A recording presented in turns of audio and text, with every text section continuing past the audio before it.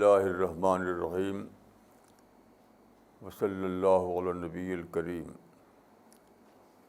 رب اشرح لی صدری ویسر لی امری واحلل عقدۃ من لسانی یفقہوا قولی۔ آج کا ٹاپک ہے قرآن کی پیروی۔ سورہ الفرقان کی ایک آیت ہے جس کے الفاظ یہ ہیں: وقال الرسول یا رب ان قوم اتخذوا ھذا القرآن مہجورا۔ یعنی رسول نے کہا کہ اے میرے رب، میری امت نے قرآن کو چھوڑی ہوئی کتاب بنا دیا، ابینڈنڈ بک۔ تمام مفسرین یہ مانتے ہیں کہ اس میں رسول سے مراد ہے محمد صلی اللہ علیہ وسلم، اور یہ بات آپ کہیں گے قیامت میں۔ یہ آیت بہت ہی ہلا دینے والی آیت ہے۔ آپ غور کیجیے کہ رسول اللہ قیامت بھی یہ گواہی دیں گے اللہ کے سامنے کہ میرے بعد، رسول اللہ صلی اللہ علیہ وسلم کے بعد جو زمانہ ہے جس کو کہتے ہیں قرون ثلاثہ، قرون ثلاثہ کے بعد کا جو دور ہے اس پورے دور پر یہ آیت صادق ہوتی ہے۔ کوئی وجہ نہیں کہ آپ اس آیت سے قرون ثلاثہ کے بعد کے زمانے کو مستثنیٰ کریں۔ اس کا مطلب یہ ہے کہ رسول اللہ یہ کہہ رہے ہیں کہ رسول کے بعد اور ان 3 ادوار کے بعد جس کی شہادت آپ نے دی ہے کہ اس میں ملت باقی رہے گی، اس کے بعد کا پورا دور اس کے تحت آتا ہے۔ بہت ہی تڑپا دینے والی آیت ہے۔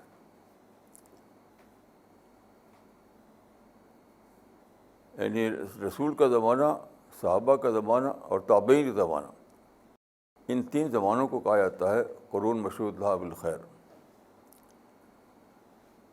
تو پورا زمانہ وہ ہے جب کہ قرآن کو امت چھوڑ دے گی، قرآن کو ابینڈنڈ بک بنا دے گی۔ میں بہت دیر سے سوچ رہا تھا اس کا مطلب کیا ہے، کیونکہ تفسیروں میں یہ بات تو واضح ہے کہ یہاں رسول سے مراد محمد صلی اللہ علیہ وسلم ہے، اور یہ بات آپ کہیں گے قیامت میں، اور اپنے بعد کی جو امت ہے، رسول اللہ کے بعد کی جو امت ہے، تو وہ اپنے بعد کے زمانے میں قرآن کو چھوڑ دے گی۔ یہ باتیں تفسیروں میں لکھی ہوئی ہیں، لیکن چھوڑنے کا مطلب کیا ہے یہ واضح نہیں۔ چھوڑنے کا مطلب کیا ہے یہ واضح نہیں۔ تو آج ایک واقعہ گزرا جس سے مجھے ایک کلو ملا، ایک کلو جس سے میں نے سمجھا کہ اس کا مطلب یہ ہے۔ وہ مطلب ہے قرآن کو ری اپلائی نہ کر سکنا۔ دیکھیے، یہ ایک واقعہ ہے کہ زمانہ بدلتا ہے ہمیشہ۔ جیسے حضرت ابراہیم کے زمانے میں کعبہ بتوں سے پاک تھا، رسول اللہ آئے تو اس میں بت سینکڑوں کی تعداد میں موجود تھے، تو زمانہ بدل گیا۔ تو زمانہ ہمیشہ بدلتا ہے۔ تو اس آیت کا مطلب یہ ہے کہ رسول اللہ یہ فرما رہے ہیں کہ بعد کے زمانے میں میری امت قرآن کا ری ایپلیکیشن دریافت نہ کر سکی، بھٹکتی رہی۔ وہ اس طرح اس نے قرآن کو ابینڈنڈ بک بنا دیا جائے in terms of reapplication, in terms of تلاوت نہیں، ان ٹرمس آف تلاوت نہیں۔ وہ تو کبھی ایسا نہیں ہوتا کہ تلاوت نہ کی جائے۔ ہر قوم، ہر مذہب اپنی کتاب کی تلاوت کرتا رہتا ہے۔ تو یہ ابینڈنڈ بک یا کتاب مہجور بنانا یہ تھا in terms of re application.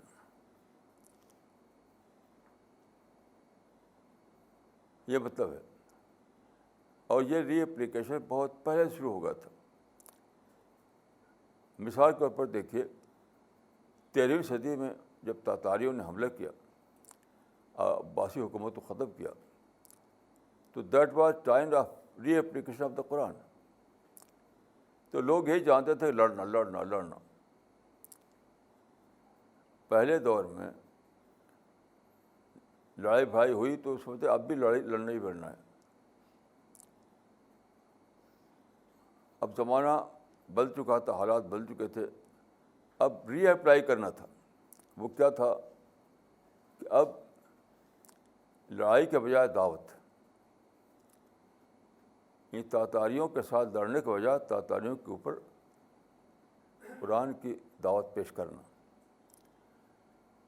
تو اللہ تعالیٰ نے اس کو پریکٹیکلی اس کا ڈیمونسٹریشن دیا، اگرچہ لوگ اس کو پڑھ نہیں سکے. اس وقت کے ٹاپ کے علماء جیسے ابن تیمیہ وغیرہ نے فتویٰ دیا کہ تاتاریوں سے لڑا جائے، لیکن ہوا کچھ بھی نہیں. ان لوگوں کی لڑائی سے تاتاری مسئلہ ختم نہیں ہوا.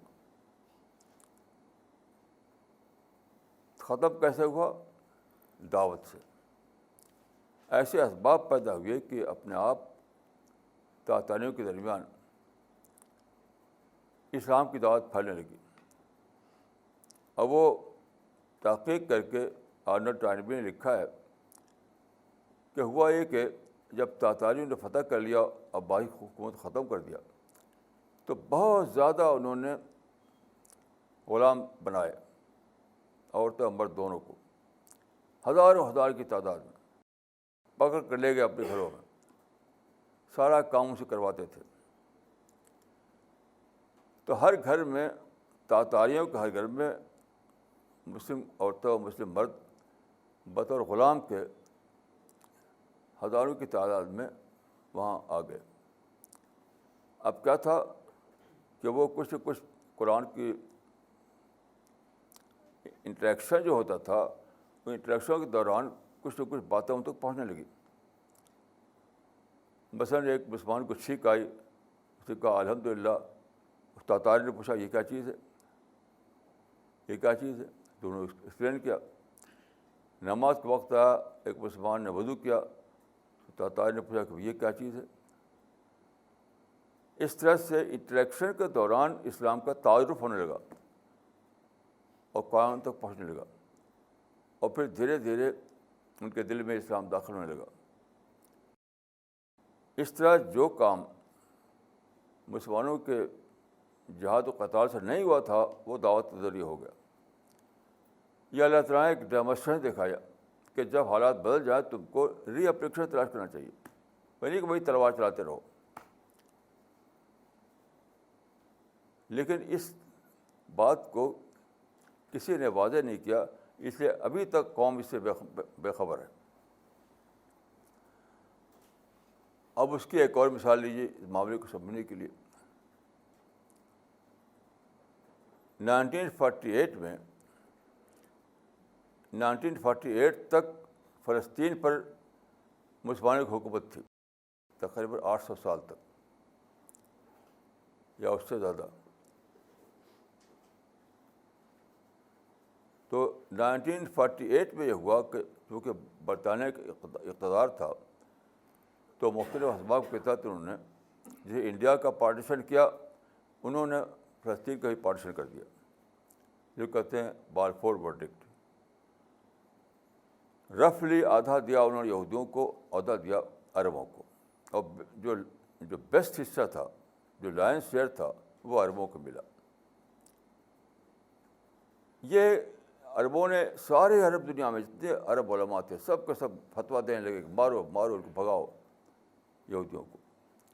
یہ وہی کیا، وہی غلطی جو تاتاری زمانے میں. دیکھیے یہ جوئش آکوپیشن کا معاملہ نہیں تھا، یہ ایج میں چینج کا معاملہ تھا. چینج ان دا ایج یا چینج آف دا ایج کا معاملہ تھا، زمانے میں تبدیلی کا معاملہ تھا. یہودی آکوپیشن کا معاملہ نہیں تھا. یہ وہ کیسے جو یہودی چلے گئے تھے ڈائسپورا میں، یعنی بابل کے حکومت، بابل کے بادشاہ نے حملہ کیا فلسطین پر، ایران کے بادشاہ نے حملہ کیا فلسطین پر، جو قرآن میں مذکور ہے مرتین کے لفظ کے ساتھ. تو یہودی چلے گئے ڈائسپورا میں. جب بالفور ورڈکٹ کے تحت فلسطین کے آدھے حصے پر یہودیوں کو دے دیا گیا قبضہ، تو وہاں سے واپس آنے لگے. اس معنی کیا ہوئی ہے کہ جو یہودی ڈائسپورا میں تھے وہ اکٹھا ہو گئے فلسطین میں بطور مدعو. کیسی عجیب بات ہے کہ سارے یہودی آپ کے مدعو بن گئے خود فلسطین میں، یعنی آپ کے پڑوس میں آ گئے. وہ جو ڈائسپورا میں تھے یہودی وہ آپ کے پڑوس میں آ گئے، تو آپ اس دعوت کا کام کرتے. ایسے ہی دیکھیے یہ جو علاقہ تھا یہودیوں نے آ کر کے بہت ترقی دی.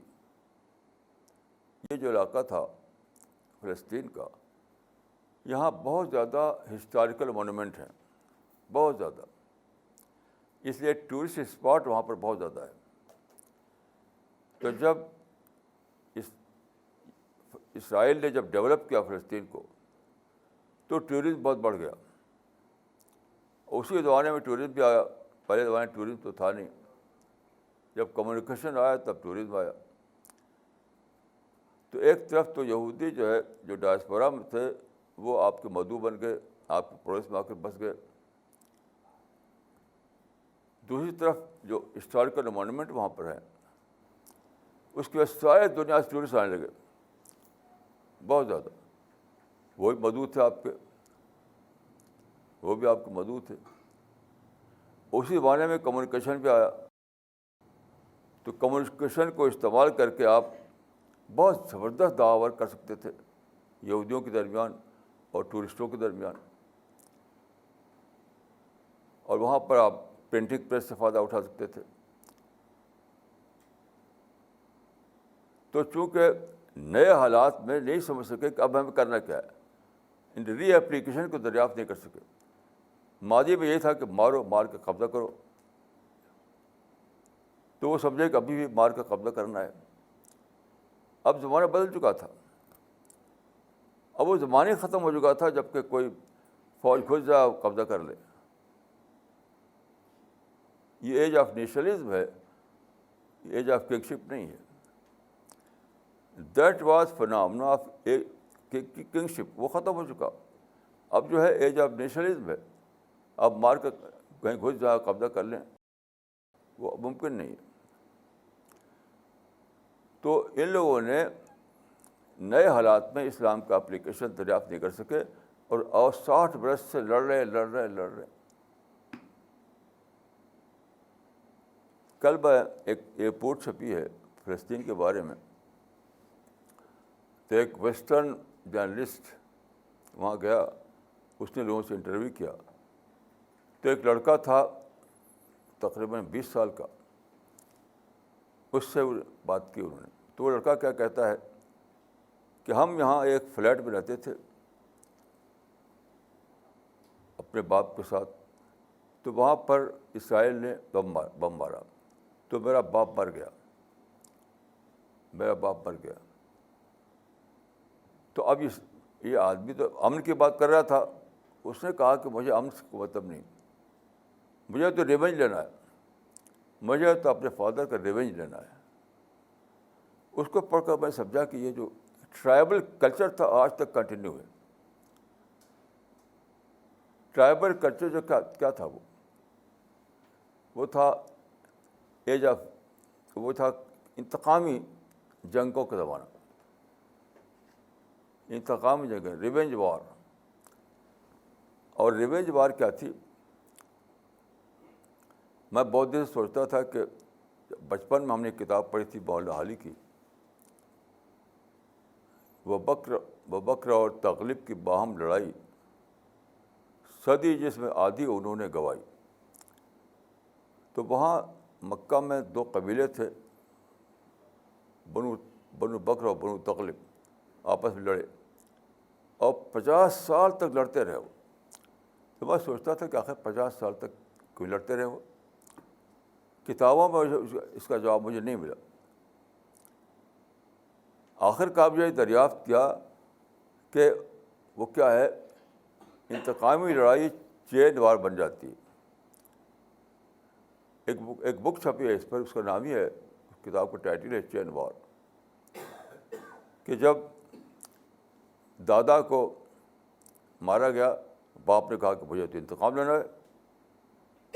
پھر جب جس سے انتقام لیا تھا اس کے بیٹوں پوتوں نے باپ کو مارا، تو اب اس کے بیٹے پوتے کہا مجھے تو انتقام لینا ہے. تو ہر مرنے والے کے جو اس کے بیٹے پوتے، اس کے رشتے دار جو تھے، انہوں نے کہا ہمیں تو انتقام لینا. تو یہ تھا ٹرائبل ایج میں انتقامی کلچر آف ریونج. اسی لیے سب لڑتے رہتے تھے. میں بھی جب افغانستان گیا تھا ایک بار، تو وہاں بھی مجھے ایک لڑکے سے ملاقات ہوئی تھی. اس نے بھی یہ جملہ کہا تھا کہ میری ماں مجھ کو چاہتی ہے پڑھانا، تو میں زبردستی جاتا ہوں اسکول، باقی مجھے پڑھنا نہیں ہے. تو اس نے بھی یہ جملہ کہا تھا کہ مجھے تو اپنے باپ کا انتقام لینا ہے. یہ انتقام کلچر جو ہے، یہ ٹرائبل ایج کا فنامنا ہے جو ابھی تک چل رہا ہے مسلمانوں میں، ابھی تک چل رہا ہے. اب میں آپ کو قرآن کی ایک آیت بہت ہی غیر واضح تصویروں میں، وہ واضح ہوتی ہے اسی بات سے. قرآن میں ایک آیت ہے عربوں کے بارے میں، اللہ تعالیٰ نے فرمایا کنتم شفا حفرۃ من النار فانقذکم منہا، کہ تم آگ کے گڑھے کے کنارے کھڑے ہوئے تھے، پھر اللہ نے تم کو بچایا. اب یہ تفسیروں میں آپ پڑھیں تو کچھ واضح نہیں ہوتا کہ کیسے آگ کا گڑھا تھا اور کیسے وہ بچ گئے. وہ کیا مطلب اس کا ہے؟ اس کا مطلب یہی ہے کہ وہ جو ٹرائب تھے عرب کے، جو جی رہے تھے یعنی کلچر آف ریونج میں، انتقامی کلچر کو، اللہ تعالیٰ نے کا نیا فارمولہ بتایا. وہ فارمولہ یہ تھا کہ یونیلیٹرل طور پر تم جنگ کو بند کر دو تو ادھر ہی جنگ بند ہو جائے گی. جو مارا گیا، اب اس کو بھلا دو. یونیلیٹرل طور پر تم، یک طرفہ طور پر تم اپنی طرف سے انتقامی کارروائی روک دو، بس اس کے بعد سب کچھ ٹھیک ہو جائے گا، اس بعد پیس آ جائے گا. یہ ہوا. یہ تھا یعنی اللہ کے نام پر، اللہ سے ریوارڈ پانے کی امید میں تم چھوڑ دو انتقام لینے کا خیال. یہ مطلب تھا اس کا. لیکن یہ آیت تفسیر میں واضح نہیں ہے، اس لیے آج تک تو اسی میں جی رہے ہیں. اور فلسطین کا سارا معاملہ انتقامی کلچر کا معاملہ ہے. وہ ایک چین وار ہو گئی وہاں پر، چین وار جو ختم بھی نہیں ہوتی. تو اس سب باتوں پر سوچتے ہوئے میرے سامنے آیا کہ اصل چیز یہ ہے کہ بعد کے زمانے میں امت میں کریٹیوٹی ختم ہو جائے گی. یعنی قرآن کو جو کتاب موجود بنانے کا معاملہ ہے تو وہ اس لیے ہوگا کہ بعد کے زمانے میں لوگوں میں کریٹیوٹی ختم ہو جائے گی، نئے حالات پھر سوچ نہیں پائیں گے. تو ایسا ہوا کہ آج ایک واقعہ پیش آیا جس نے میرے مائنڈ کو ٹریگر کیا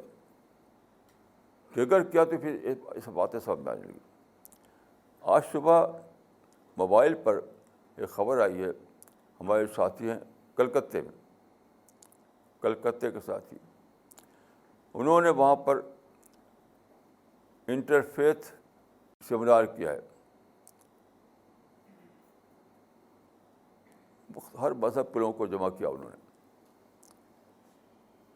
یعنی جین مذہب کا لیڈر، یعنی جو بنگال کے اعتبار سے، کلکتے کے اعتبار سے جین مذہب کا، ہندو مذہب کا اور کرسچن مذہب کا، ہر مذہب کے ٹاپ کے لوگوں کو انہوں نے اکٹھا کیا. اور اسلام کا بھی نمائندہ وہاں پر بولا. تو اب تک دوسری مذہبوں کے لوگ انٹرفیتھ کانفرنس کیا کرتے تھے، انہوں نے اپنی طرف سے انٹرفیتھ کانفرنس کیا اور اس میں انہوں نے قرآن تقسیم کیا، لیڈر تقسیم کیا، تقریر کی. یہ ہے کریٹو یعنی کریٹو ایکشن. میں خود نہیں سوچ پایا تھا اس کو.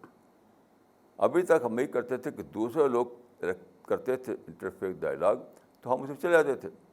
ہم خود ایسا کریں یہ ہم نہیں سوچ پائے تھے. تو ہماری کسی یعنی ہماری طرف سے کسی ڈائریکشن کے بغیر ہمارے کلکتے کے ساتھیوں نے سوچا، انہوں نے وہاں کیا اور بہت کامیاب رہا. اس کی تصویریں بھیجی انہوں نے، بہت کامیاب رہا. یہ ہے کریٹیوٹی کا کرشمہ. نئے حالات میں پھر سے سوچنا. پہلے زمانہ تھا لڑائی بڑائی کا، اب زمانہ ڈائلاگ کا. پہلے زمانے میں لوگ ملتے تھے بیٹل فیلڈ میں، اب ملتے ہیں کانفرنس اور سیمینار میں. یہ نئے زمانے کو میں ایسا پیش آیا. تو کلکتے کے ساتھیوں نے یہ ثبوت دیا کہ وہ پھر سے سوچ سکتے ہیں. وہ دور ختم ہوگا جب یہ قومیں بیٹل فیلڈ میں ملا کرتی تھی. اب زمانہ آ گیا ہے کہ لوگ ملتے ہیں کانفرنس میں، سیمینار میں، ڈائلاگ میں. تو مجھے بہت خوشی ہوئی کہ انہوں نے کریٹیو انداز میں سوچا. اس سے میرا مائنڈ ٹریگر ہوا، اتنی ساری بات سمجھ میں آئی. پھر ابھی میں نے ایک مشہور مسلم میگزین ہے انگلش کا، اس میں رپورٹ، اس کی کور اسٹوری کے طور پر رپورٹ چھپی ہے. وہ میرے پاس موجود ہے وہ پرچہ. تو انہوں نے بڑے دھوم سے یہ لکھا ہے کہ انڈیا میں وہ جو واقعہ ہوا تھا کہ ایک مسلمان جس نے روزہ رکھا تھا تو کچھ ہندو لوگوں نے اس کا روزہ توڑوا دیا زبردستی کسی بات پر غصہ ہو کر کے. اس کو بڑا دھوم سے لکھا ہے کہ انڈیا میں ظلم ہو رہا ہے، انڈیا میں مسلمانوں کو کوئی ڈسکرمنیشن ہوتا ہے وغیرہ وغیرہ. اس پر میں نے سوچا کہ یہاں بھی کریٹیوٹی کا فقدان ہے. یعنی کریٹیو تھنکنگ نہیں لوگوں کے اندر. اگر کریٹیو تھنکنگ ہوتی تو وہ میگزین یہ لکھتا کہ اسلام کی شریعت کے مطابق اگر کوئی زبردستی کسی کو کھانا کھلا دے تو اس کا روزہ نہیں ٹوٹتا. جو شریعت ہے، جو فقہ ہے اسلام کی، اس کے مطابق یہ ہے کہ اگر کوئی شخص، ایک مسلمان روزہ رکھے ہوئے کسی زبردستی اس کے منہ میں کھانا ڈال دیا تو چاہے وہ پیٹ میں پہنچ جائے کھانا تب بھی روزہ نہیں ٹوٹے گا، کیونکہ نیت شامل ہونا چاہیے. تو یہ کہنا چاہیے ان کو کہ اس مسلمان کو روزے کا ثواب پھر ملے گا، اس کا روزے کا ثواب ختم نہیں ہوگا. اور پلس یہ بات ہے کہ اس مسلمان کو کرنا چاہیے کہ ان لوگوں سے ملے جنہوں نے روزہ توڑوایا تھا، ان کو قرآن دے، ان کو اسلامی لٹریچر دے، ان کو روزے کی حکمت بتائے. تو وہ چیز ہوگی جو ہے ایک دعویٰ اپرچونٹی میں تبدیل ہو جائے گی. یہ ہے کریٹیو تھنکنگ. اسے شور کر رہے ہیں جتنے بھی مسلمان سے شور کر رہے ہیں کہ دیکھو بھی انڈیا میں روزہ رکھنے کے پابندی لگی ہوئی ہے. حالانکہ کچھ بھی نہیں، ملین لوگ روزہ رکھ رہے ہیں. وہ تو ایک سنگل واقعہ تھا.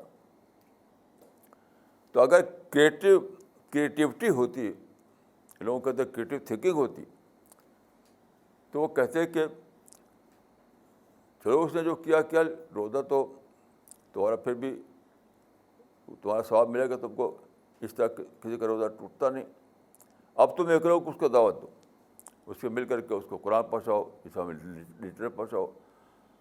اور جب وہ ایسا کرے گا تو دیکھیے انسانی فطرت کیا ہے، آدمی کے اندر ریپینٹنس آ جاتا ہے. غصے میں تو کیا اس نے روزہ رکھے ہوئے آدمی کو کھانا ڈال دیا، غصے میں کسی بات پر غصہ ہو گیا تھا وہ. اب اس کو جب ریئیکٹ نہیں کیا کرے گا مسلمان، جب مسلمان ریئیکٹ نہیں کرے گا تو ان لوگوں کے دل میں ریپینٹنس آ جائے گا، ریپینٹنس. اور پھر جب یہ جا کے ملیں گے نرمی کے ساتھ اور روزے کی حکمت بتائیں گے، قرآن پیش کریں گے، اسلامی کتابیں پیش کریں گے، تو بالکل جھک جائے گا وہ. اور کہے گا کہ میں ضرور پڑھوں گا اس کو, مجھے معاف کرو, میں مجھ سے غلطی ہو کہ میں ضرور پڑھوں گا اس کو.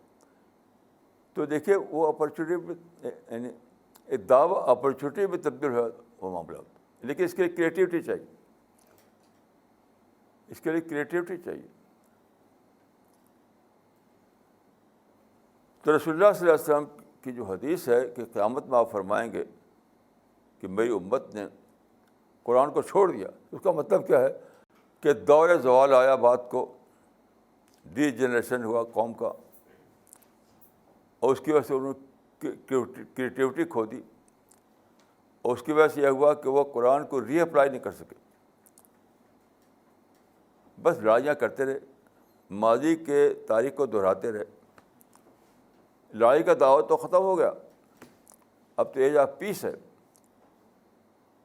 ایج آف وار کی کتابیں پڑھ پڑھ کر لڑ رہے ہیں لوگ. ہماری جو کتابیں ہیں سب کے سب وہ ایج آف وار پر لکھی گئی ہیں, جو ختم ہو گیا. جیسے ایج آف کنگشپ ختم ہو گیا, اب ایج آف ڈیموکریسی ہے. جو ایج آف سلیوری ختم ہو گئی, اب ایج آف فریڈم ہے. ایسی یہ بات بھی ہوئی ہے کہ ایج آف وار ختم ہو چکی, اب ایج آف پیس ہے. لیکن مسلمان سے بے خبر ہیں, وہی قدیم زمانے کی جو کتاب ان کے پاس ہیں وہی پڑھتے ہیں, پڑھ پڑھ کے غصہ ہوتے ہیں اور تلوار اور بندوق اٹھاتے ہیں, نہیں تو سوسائڈ بم کرتے ہیں. یہ کریٹیوٹی کا فقدان, ان لیک آف کریٹیوٹی. تو کتاب مہجور کا مطلب یہ ہے کہ لیک آف کریٹیوٹی کی طرف اشارہ ہے کہ بعد کے زمانے میں زوال آئے گا, ڈی جنریشن ہوگا, اور پھر اس کے نتیجے میں کیا ہوگا, لوگوں کہتے کریٹیو تھنکنگ ختم ہو جائے گی. اور بس وہی پرانے زمانے کی باتیں جانیں گے اور تلوار لے کر لڑے بڑھیں گے اور کوئی کام نہیں کر پائیں گے. جب کریٹیوٹی ختم ہوتی ہے تو سب سے پہلا کیجولیٹی کیا ہوتی ہے, دعوت ختم ہوتی ہے. کریٹیو تھنکنگ کا جب خاتمہ ہوتا ہے تو سب سے پہلی کیجولیٹی دعوت ہوتی ہے, کیونکہ دعوت جو ہو سکتی ہے پیسفل حالات میں, لڑائی بھاڑی کے حالات میں دعوت نہیں ہو سکتی. لڑائی بھڑائی کے حالات میں دعوت نہیں ہو سکتی. تو کریٹیوٹی جب ختم ہوئی تو لڑائی بھڑائی لوگ چلانے لگیں گے, لڑائی بھڑائی چلائیں گے تو کیا ہوگا, دعوت کا ماحول ختم ہو جائے گا. یہ ہے مسلمانوں کا اس وقت حال. سارے مسلمان اس وقت اسی میں پھنسے ہوئے ہیں. تو قرآن میں جو کہا گیا ہے کہ رسول اللہ صلی اللہ علیہ وسلم فرمائیں کہ قیامت کے دن کہ اللہ بعد کے زمانے میں میری امت جو ہے اس نے قرآن کو کتاب مہجور بنا دیا, ابنڈنٹ بک. تو اس پر غور کیا تو اس کا مطلب یہی نکلتا ہے, یہ مطلب تاریخ کے مطابق ہے, فطرت کے مطابق ہے اور ٹیکسٹ کے مطابق ہے. تو اس زمانے میں میں سمجھتا ہوں کہ امت کی سب سے بڑی خیرخواہی ہے کہ اس کے اندر کریٹیو تھنکنگ پیدا کی جائے.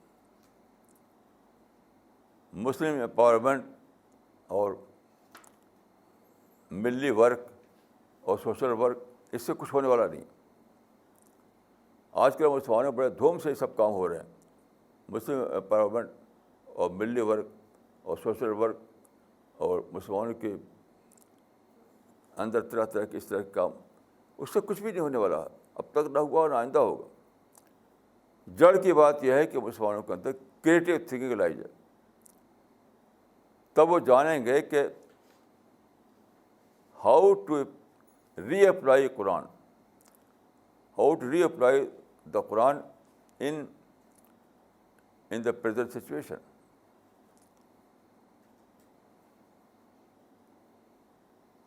جب تک یہ نہیں جانیں گے تو بس قرآن کو تلاوت کریں گے اور اس کو اپلائی نہیں کر پائیں گے,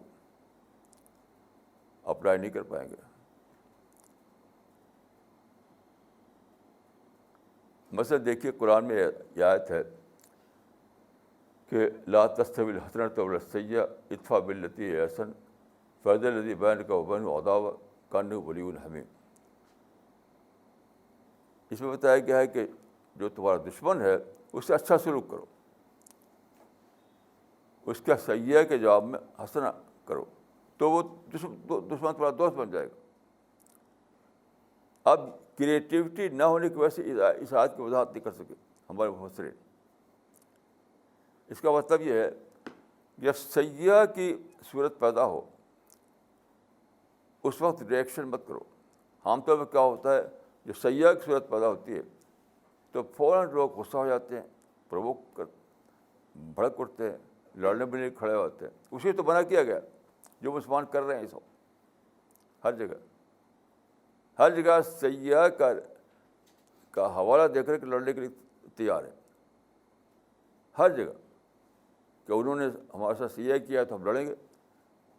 یہ کیوں ایسا کر رہے ہیں؟ کریٹیوٹی ختم ہو جانے کی وجہ سے.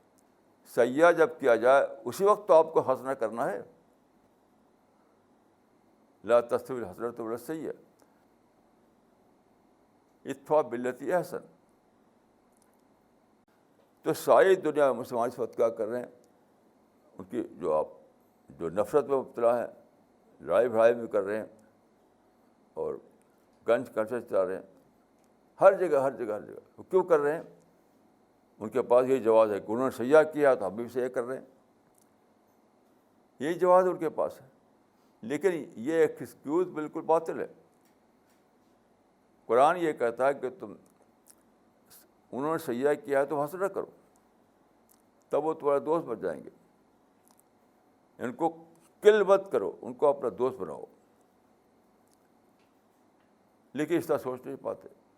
کتنے ہی کسی سے کہیے, کوئی سوچ نہیں پاتا. ابھی دیکھیے سارے دنیا میں مسلمان جو ہے رمضان کے زمانے میں یہودیوں کے خلاف قنوت نازلہ پڑھتے رہے, دعا پڑھتے رہے روزانہ مسجدوں میں پورے رمضان کے مہینے. ہر جگہ کی رپورٹ یہی ہے. اب یہ بھی کیا ہے, کریٹیوٹی کا فقدان ہے. لوگ کیا کہتے ہیں کہ بیر مونا کا جو واقعہ ہوا تھا اس کے موقع پر کچھ صحابہ قتل کر دیے گئے تھے, رسول اللہ نے بد دعا کی تھی. بس یہ جانتے ہیں. حالانکہ اسی ہی حدیث کے ساتھ لکھا ہوا ہے کہ آپ نے بد دعا کی تو اس کے بعد جبریل آئے اور رسول اللہ کو منع کیا کہ آپ کو بد دعا کرنے کے لیے نہیں اللہ نے بھیجا ہے, آپ کو داعی بنا کر بھیجا, دعوت دی. اسی روایت میں ہے کہ رسول اللہ نے بد دعا چھوڑ دیا اور پھر کبھی آپ نے بد دعا نہیں کی. لیکن اسے بے خبر ہے کیونکہ غصے میں ہے مسلمان, بھڑکے ہوئے ہیں. جب آپ غصے میں ہوں, بھڑکے ہوئے ہوں, تو اس کے بعد کیا ہوگا؟ نفرت آئے گی تو وائلنس آئے گی تو وار آئے گی.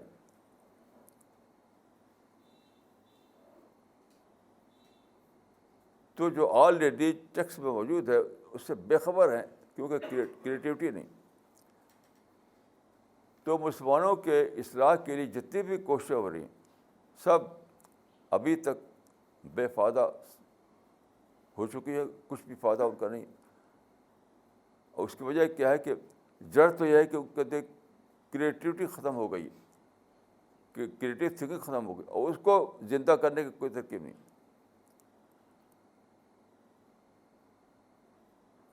کسی نے کہا ہے کہ my way is to begin from the beginning, my way is to begin from the beginning. تو جو اسٹارٹنگ پوائنٹ ہے وہاں سے شروع کرنے پر سفر جاری ہوگا. آپ اسٹارٹنگ پوائنٹ سے سفر شروع کریں تو آپ کو سفر ہی نہیں ہوگا. آپ کو سفر ہی نہیں ہوگا. تو جو اسٹارٹنگ پوائنٹ وہ تو یہی کہ دوبارہ لوگوں کے اندر کریٹیو تھنک لائی جائے, انٹلیکچوئل ڈیولپمنٹ ان کے اندر پیدا کیا جائے, ان کی انٹلیکچوئل اویکننگ کی جائے, ان کے سوچ کو پازیٹیو سوچ بنایا جائے. Here is a beginning. اور کر کیا رہے کہ مثلاً ٹنل کھود کا اس کے اندر وہ لاتے ہیں راکٹ. یہ کوئی کام نہیں ہے. یہ سب اسی لیے ہوتا ہے کہ کریٹیو تھنکنگ موجود نہیں. ہمیشہ دیکھیے حالات بدلتے ہیں, حالات جب بدلے تو آپ کو ری تھنک کرنی پڑتی ہے, ری پلاننگ کرنی پڑتی ہے, ری اسیس کرنا پڑتا ہے, اپنی پرائرٹی کو ری سیٹ کرنا پڑتا ہے. That is creative thinking.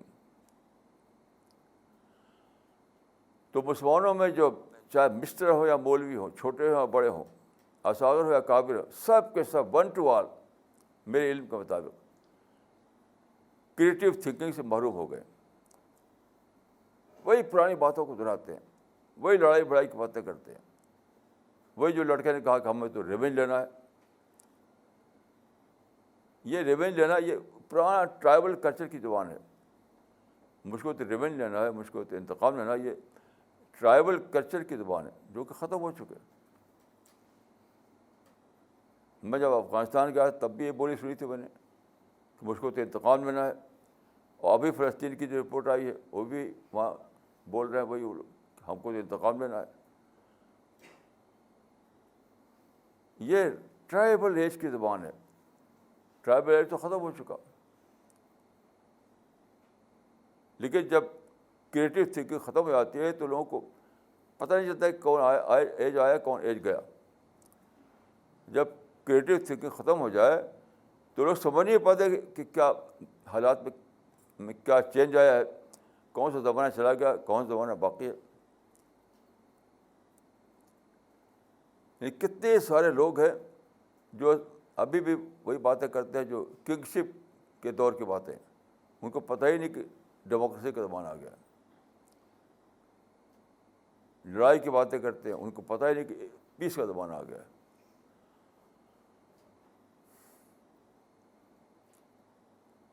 تو اللہ کے فضل سے ہمارے ساتھی ہیں وہ ثبوت دے رہے ہیں اس بات کا کہ ان کے اندر کریٹو تھنکنگ ہے. جس کی ایک مثال تو یہ ہے کہ کلکتے کے ساتھیوں نے انٹرفیتھ کانفرنس کی, اس میں لوگوں کو بلایا. میں اس کو بہت اللہ کا شکر ادا کیا کہ ہمارے ساتھیوں میں کریٹو تھنکنگ ہے. ایسے ہی دیکھیے پٹنہ کے ساتھیوں نے وہاں ایک نیا وہ نکالا, اسٹریٹ دعویٰ, جس کا میں نے ذکر کیا پچھلے ہفتے. اسٹریٹ دعویٰ بہت کامیاب ہو رہا ہے. جگہ جگہ وہ بک اسٹال لگاتے ہیں اسٹریٹ پر اور لوگ جھوک آتے ہیں اس میں.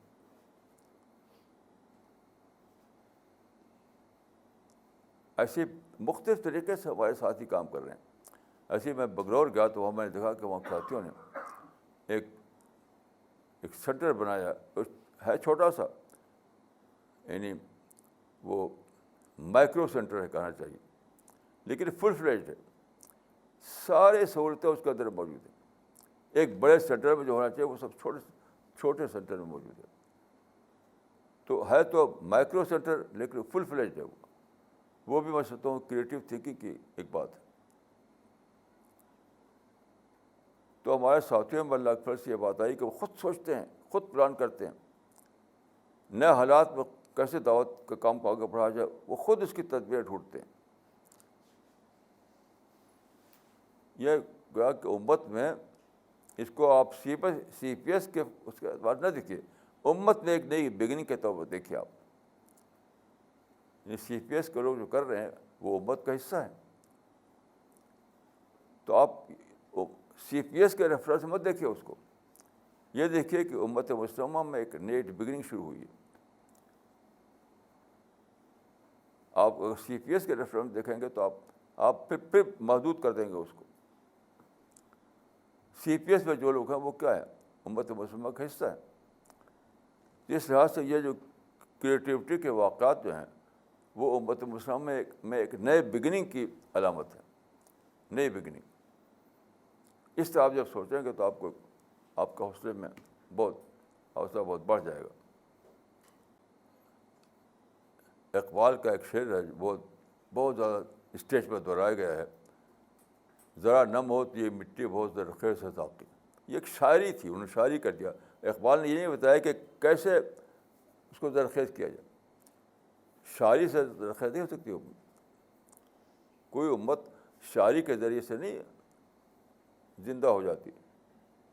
اس کو ایک وے آف تھنکنگ دینا پڑتا ہے, آئیڈیالوجی دینی پڑتی ہے, نئے حالات کا انالیسس کر کے بتانا پڑتا ہے کہ یہ اپرچونیٹی ہے. یہ اقبال نے کیا نہیں, بس شاعری کر دی انہوں نے.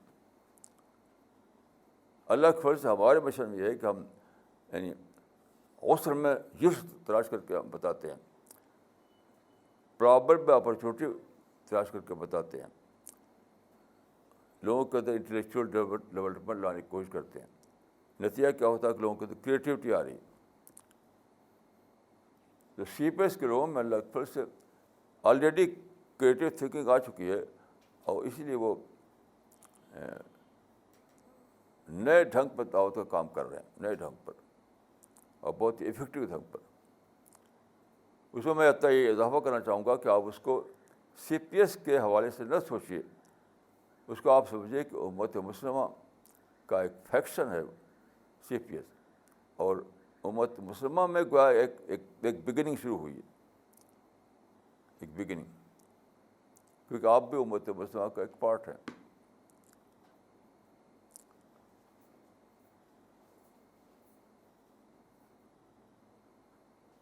تو یہ باتیں بہت ہی امید والی باتیں ہیں. آج مسٹر رجت کے پاس ایک میسیج آیا ہے پونا سے ایک صاحب کا، وہ سنائیں گے آپ کو. تو وہ بھی اسی کا ایک پروف ہے، اسی کا ایک پروف ہے جو میں کر رہا ہوں. اس میں بھی ایک امید کا پہلو موجود ہے.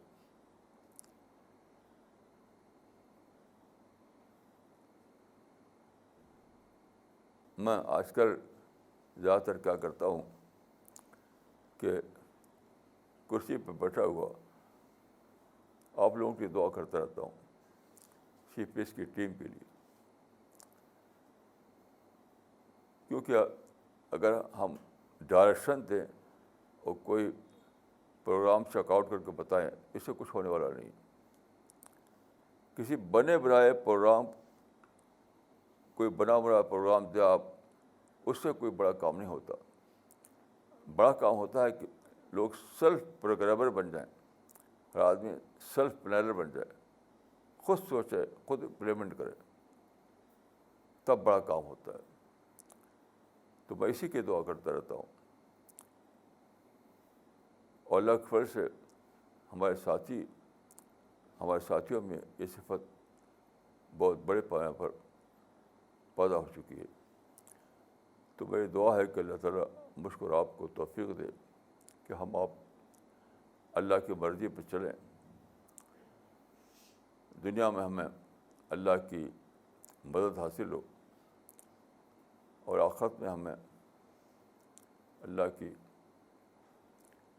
آج میں صبح سوچ رہا تھا کہ سب سے بڑی تمنا میری یہ ہے کہ میں اپنے رب کو دیکھوں آخرت میں. وہ میرا خالق ہے، کیسا ہے وہ. میری سب سے بڑی تمنا یہی ہے کہ اپنے خالق کو میں دیکھوں، اپنے رب کو دیکھوں. تو پھر میں سوچا کہ کیا میں اس کا مستحق ہوں کہ میں رب کا چہرہ دیکھ سکوں. تو دنیا میں آپ کو اپنا استحقاق اسٹیبلش کرنا ہے، تب آپ رب کا چہرہ دیکھ پائیں گے. ہماری ساری دوڑ دھوپ جو ہے، ایک لحاظ سے ہم کہہ سکتے ہیں کہ دوڑ دھوپ اسی لیے ہے کہ ہم اپنے آپ کو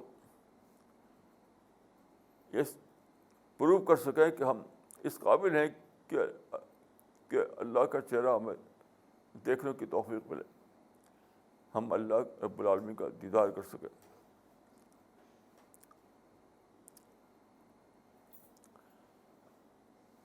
اللہ تعالیٰ مجھ کو اور آپ کو اپنی رحمت سے نوازے اور آخرت میں ہمیں جنت میں داخل کرے. آمین.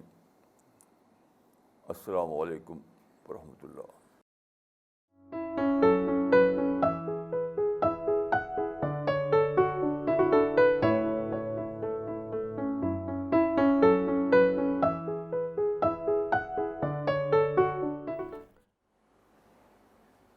ایک لسنر نے پوچھا ہے آپ سے، اور کوشچن اس طریقے سے ہے کہ Maulana, please guide me as to how I can convince my life partner on the message of Islam. How can one take the life partner on the journey of intellectual growth and dawa work?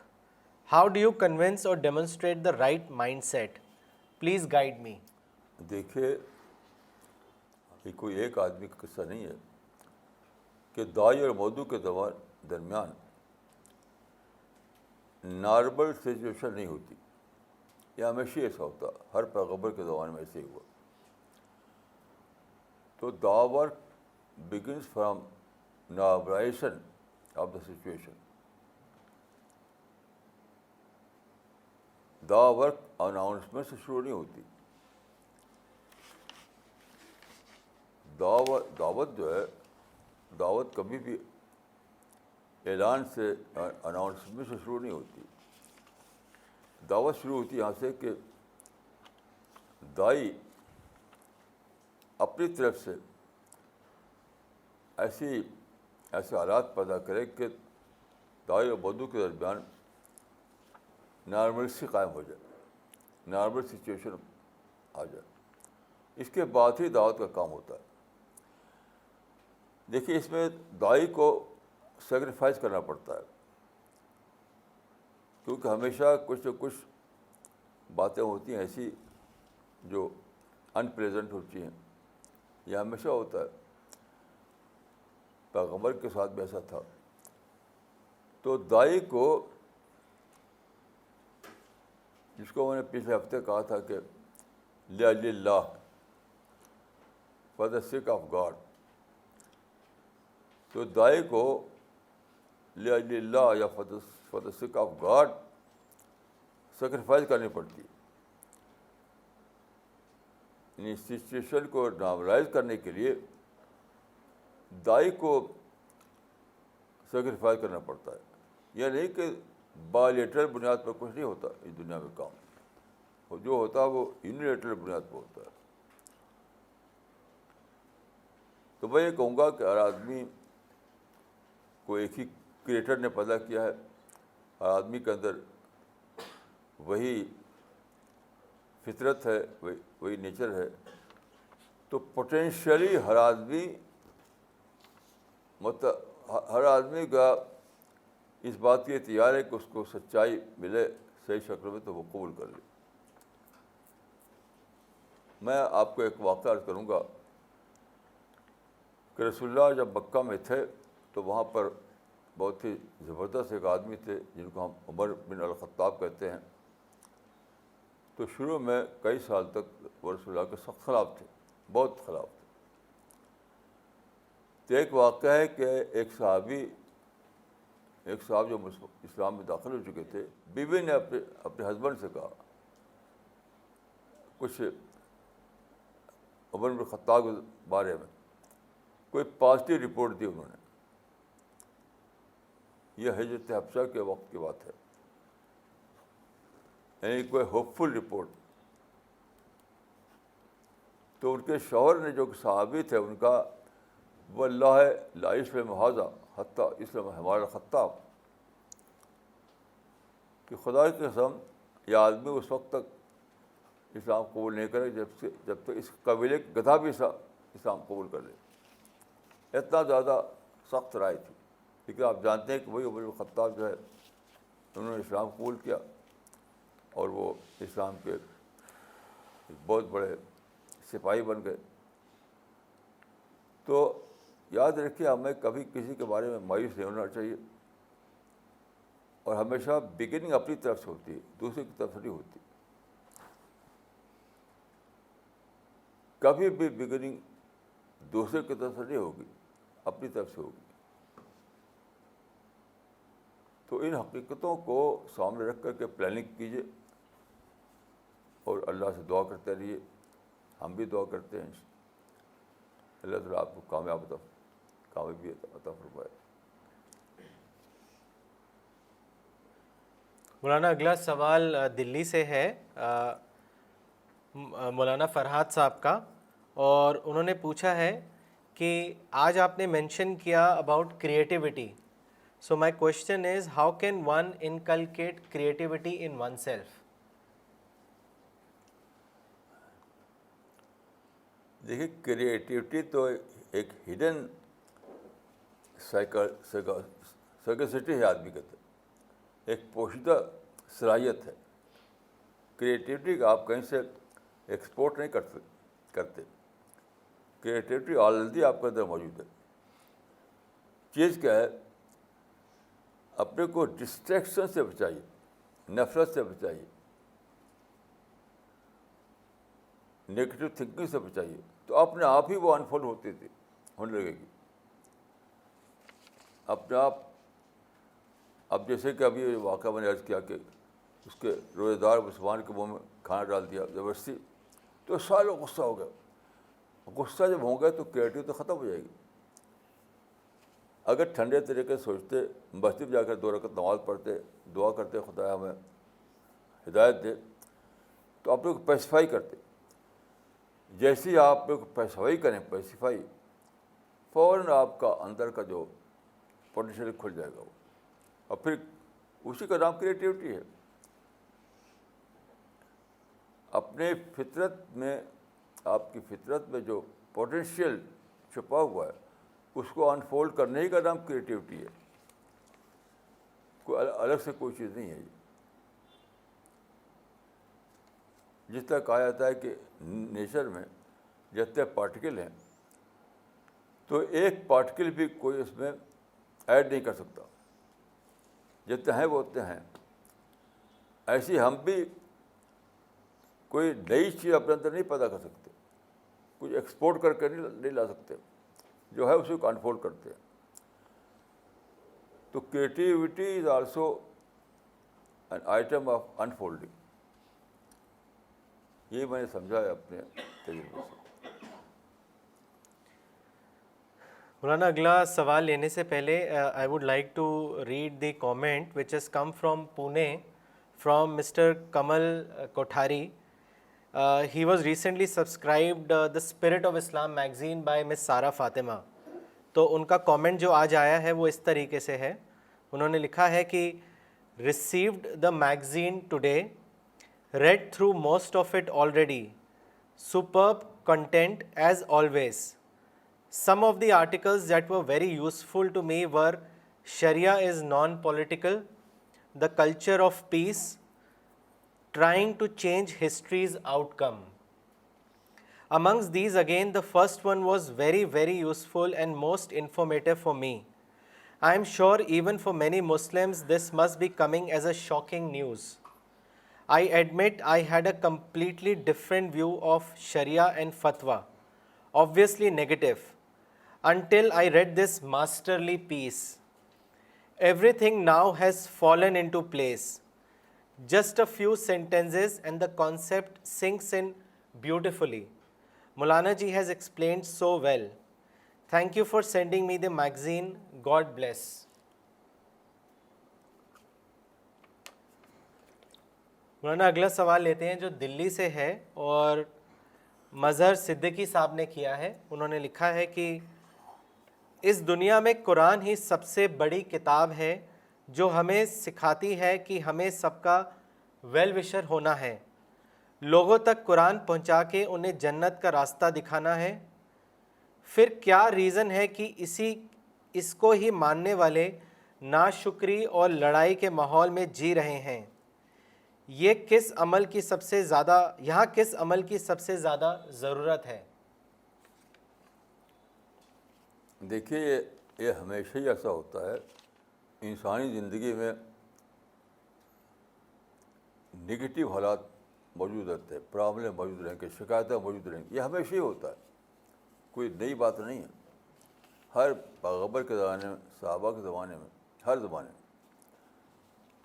تو سب سے بڑا جو سب سے ضروری کام جو کرنا ہے وہ یہ کہ in spite of all those negative situation you have to think positively. یہی سب سے بڑا فارمولہ ہے. رسول اللہ کی جو کا جو اسوا اس میں ایک بہت بڑا آئٹم ہے جس کو کہ ہمارے علماء نے لوگوں کو باخبر نہیں کیا. جیسے مثال کے طور پر کعبہ میں سینکڑوں بت رکھے ہوئے تھے, آپ اسے بھڑکے نہیں, مشتعل نہیں ہوئے, اس کو نظر انداز کر کے اس بتوں کی وجہ سے جو وہاں گیدرنگ ہوتی ہے اس کو آڈینس کے طور پر استعمال کیا. اصل مسئلہ یہ ہے کہ لوگ سمجھتے ہیں کہ ہمارے لیے مسئلے پیدا ہوئے ہیں, آر ایس ایس کا مسئلہ اور یہودی کا مسئلہ, امریکہ کا مسئلہ, یہ مسئلے تو رہتے ہیں ہمیشہ. لقد خلقنا الانسان فی کبد, اللہ نے پیدا کیا ہے دنیا کو as a world of problems, تو وہ تو رہیں گے. تو کرنا یہ تھا کہ ہمارے علماء یہ کرتے کہ جو مسائل پیدا ہو رہے ہیں تمہارے لیے وہ تو پیدا ہی ہمیشہ ہوتے رہے, اس مسائل کو نظر انداز کرو. یہی کام نہیں کیا. جہاں موقع ہوئے بھڑک اٹھے ہمارے لوگ. انگریز آئے انڈیا میں تو بھڑک اٹھے, لڑو اسے مارو. یہودی آئے فرانس, بھڑک اٹھے, مارو ان کو, بھگاؤ. ابھی الیکشن میں مسئلہ تھا تو بس بی جے پی کو ہراؤ. یہ جو نگیٹو رول ہے علماء کا, سب سے بڑی ذمہ داری ہے.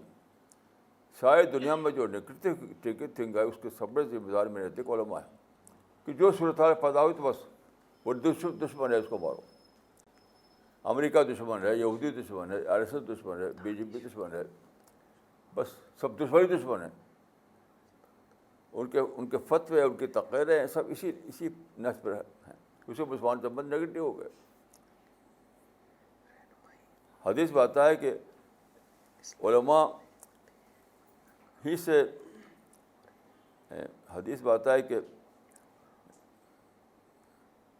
برائی علماء سے نکلے گی اور انہیں کی طرح لوٹے گی. اس کا مطلب یہی تو ہے.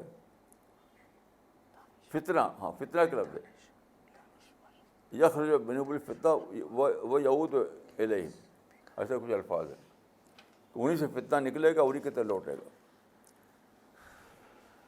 تو سب سے بڑا جو اس زمانے میں جو غلطی ہوئی ہے وہ یہ کہ جو مسائل ہمیشہ پیدا ہوتے تھے ابھی پیدا ہوئے, تو علماء اس پہ لگے نگیٹو فتوے دینے کہ یہ کافر ہے, منافق ہے, اس کو مارو, اس دشمن ہے. یہ کچھ نہیں, اس کو نظر انداز کر کے کہتے کہ نئے حالات میں دعوت کے مواقع کھلے ہوئے ہیں, دعوت کا کام کرو, سب بدو ہے تمہارے لیے. جڑ کی غلطی یہی ہے. اور جب تک علماء اپنی غلطیوں کو مان کر کے اپنی روش بدلے گے نہیں, کچھ ہونے والا نہیں, کچھ بھی نہیں ہونے والا. علماء کو چاہیے کہ اجتماعی طور پر وہ توبہ کریں. توبہ کرنے کے معنی کہ اعتراف کریں کہ انہوں نے غلط فتوے دیے, مسلمانوں کو غلط رہنمائی دی. ان کو کہنا چاہیے تھا کہ مسائل تو ہوتے رہتے ہیں, مسائل کو چھوڑو, مسائل سے دنیا کب خالی رہی ہے. تو مسائل کو نظر انداز کر کے دعوت کا کام کرو. بس یہی اصل غلطی ہے جس کی وجہ سے سارے مسئلے پیدا ہوئے. مولانا اگلا سوال لینے سے پہلے 2 کامنٹ پڑھنا چاہیں گے. پہلا کامنٹ آیا ہے ڈاکٹر فریدہ خانم کا دلی سے, اور انہوں نے لکھا ہے کہ in the same Palestine where Muslims are only destroying themselves by engaging in war and violence, there is a group of Israeli Arabs who are actively engaged in dawa work. They distribute the Quran and other literature on Islam to the Jews and other tourists. The non-Muslim happily accept the gifts with thanks. ہاں دیکھیے, یہ بات آپ لوگوں کے علم میں ہے نہیں کہ ہمارے ساتھی جو وہاں گئے یروشلم اور وہاں کے علاقوں میں, انہوں نے قرآن کو پھیلایا, لٹریچر کو پھیلایا, تو وہاں خود عربوں میں, یعنی وہ عرب جو اسرائیل میں رہتے ہیں, ان کے اندر ایک روشنی ملی ان کو کہ ہم لڑیں کیوں ان سے, ہمیں دعوتی کام کرنا چاہیے. چنانچہ انہوں نے ایک باقاعدہ ایک تنظیم قائم کر لی ہے, باقاعدہ اس دفتر وہاں قائم کیا انہوں نے مسجد اقصیٰ کے پریمیسز میں, اور باقاعدہ وہ کام کر رہے ہیں دعوت کا اور قرآن ڈسٹریبیوشن کا. یہ بہت ہی بڑی شکر کی بات ہے کہ جہاں لوگ گولیاں چلا رہے ہیں وہیں پر قرآن تقسیم کیا جا رہا ہے.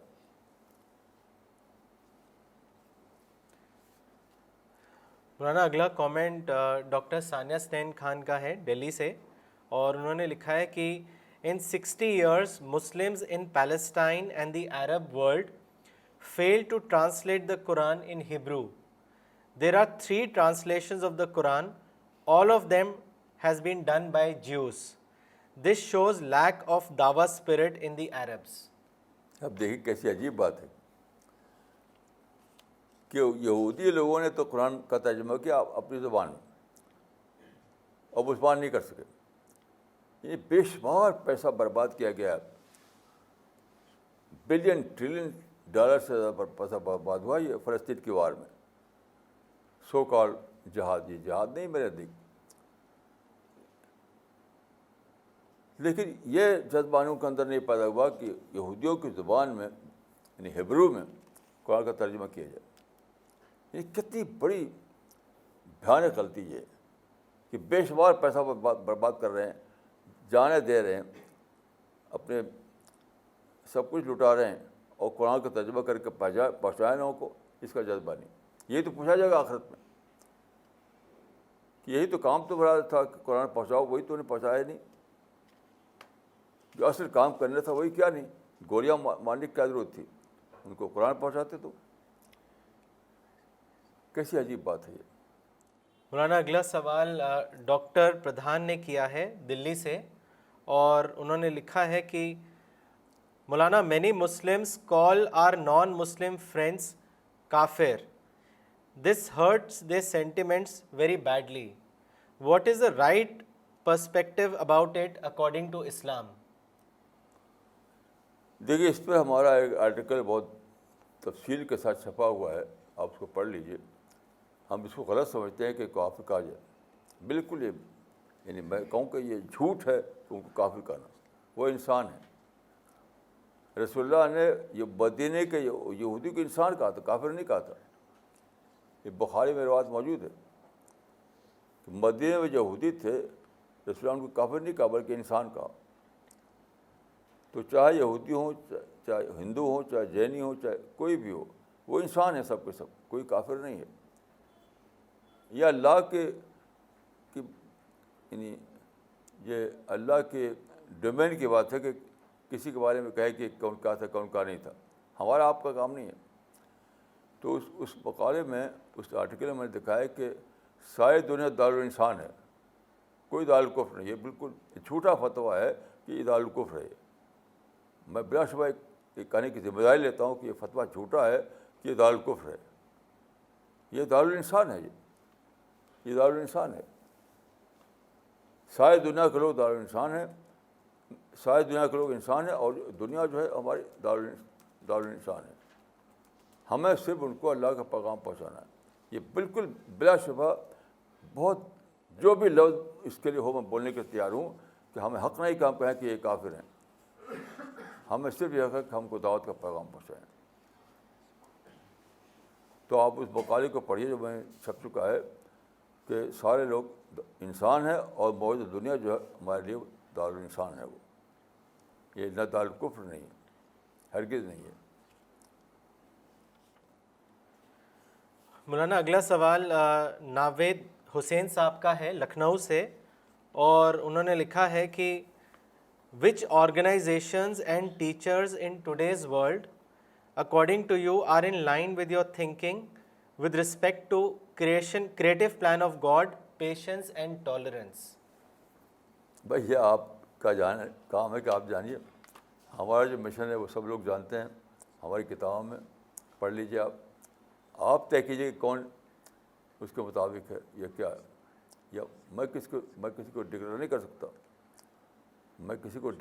سکتا. باقی ہماری جو رائے ہے، ہماری جو آئیڈیالوجی ہے، ہماری جو انٹرپریشن ہے، وہ سب آپ پڑھ سکتے ہیں ہماری کتابوں میں. آپ خود فیصلہ کیجیے. یہ ہمارا کام نہیں کہ ہم فیصلہ کریں. مولانا اگلا سوال دلی سے ہے مس عطیہ کا، اور وہ جاننا چاہتی ہیں آپ سے کہ انہوں نے لکھا ہے کہ پلیز ٹیل می اباؤٹ حجاب فار ویمن اینڈ مین. اس پر بار حجاب کے مسئلے پر میری کتاب موجود ہے، آپ کو پڑھ لیجیے. اس کا نام ہے خاتون اسلام، وہ اردو میں بھی ہے اور انگریزی میں بھی ہے. اس میں ایک پورا چیپٹر ہے اسی مسئلے پر, اس کو آپ پڑھ لیجیے. مولانا اگلا سوال دلی سے ہے مس نغمہ صدیقی کا, اور انہوں نے لکھا ہے کہ you said we should follow unilateral ethics for the sake of God. My question is whether it is possible to follow unilateral ethics based on social good and not belief in God. What is your comment on this? میں سمجھتا ہوں کہ law of nature ہے. اگر آپ مذہب کو نہ مانتے ہوں تب بھی سلوشن یہی ہے. اگر آپ سیکولر ہوں, آپ خدا کو نہ مانتے ہوں, تب بھی مسئلے ختم ہوتے ہیں ہمیشہ یونیلیٹرل بیس پر. اس کی ایک ثبوت ہے جاپان. سیکنڈ ورلڈ وار کے بعد آپ جانتے ہیں کہ جاپان کو اس سے زیادہ شکایت ہو سکتی تھی جتنی ہم لوگوں کی شکایت ہے. ہم لوگوں کی شکایت ہے اپنے یعنی سو کالڈ اینیمیز سے, اس سے بہت زیادہ شکایت تھی کہ اسباب تھے جاپان کے لیے امریکہ کے مقابلے میں, کیونکہ اسے 2 ایٹم بم گرا دیا تھا, لیکن اس نے ایک طرفہ طرف ختم کر دیا, پھر ترقی اس کی ہوئی. سمجھتا ہوں کہ یہ ہے نیچر کا فارمولہ آف نیچر ہے. چاہے آپ سیکولر گول آپ کا ہو یا ریلیجس گول ہو, دونوں حالتوں میں یعنی سکسیس کا راستہ یہی ہے.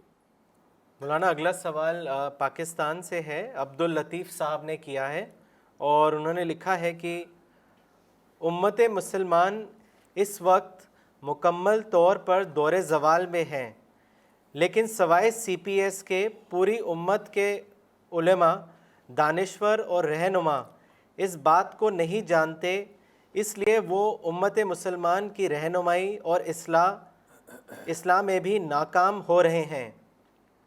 مولانا صاحب, علماء, دانشور اور رہنما کی اس بے خبری کو کس طریقے سے توڑا جائے, اس کے بارے میں بتائیں. وہ تو توڑ رہی خود جو سی پی ایس کا حلقہ دنیا بھر میں ہے, وہ امت مسلمان ٹوٹ کر نکلا ہے. یہ کہ الگ سے پتہ نہیں ہوا. ان سی پی ایس کے اتنے افراد ہیں دنیا بھر میں, تو آپ جانتے ہیں کہ وہ